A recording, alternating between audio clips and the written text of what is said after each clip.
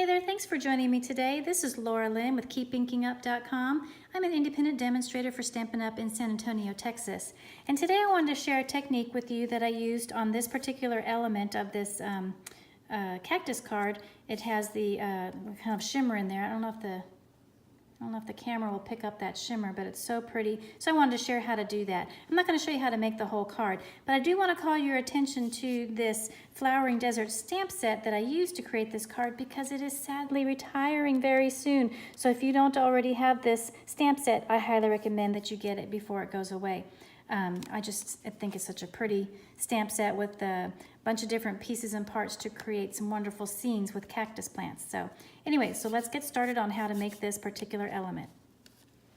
So what you're gonna need is any size clear acrylic block. I'm using block E because I wanted a fairly large part. What I did is I created a large piece and then I cut it down later with my rectangle stitch dies to add to my card.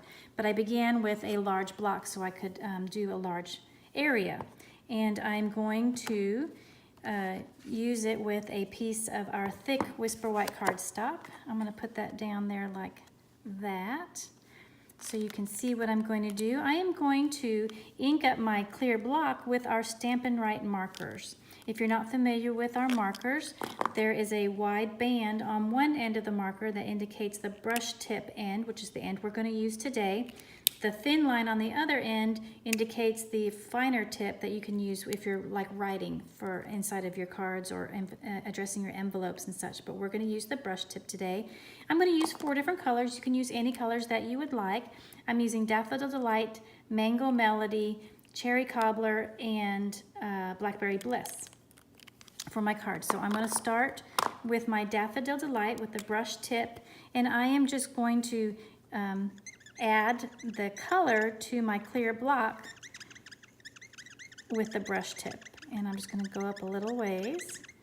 Then I can close that, and then I'm going to come in with the Mango Melody and color a little bit more up the block. Whoa.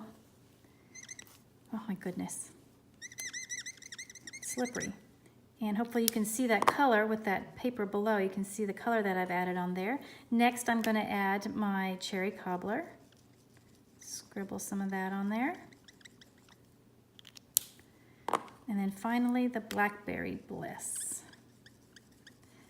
Now, every time you do this, it'll be a little bit different because you'll probably add a little bit of different widths of color maybe. But so I've added all my color in there.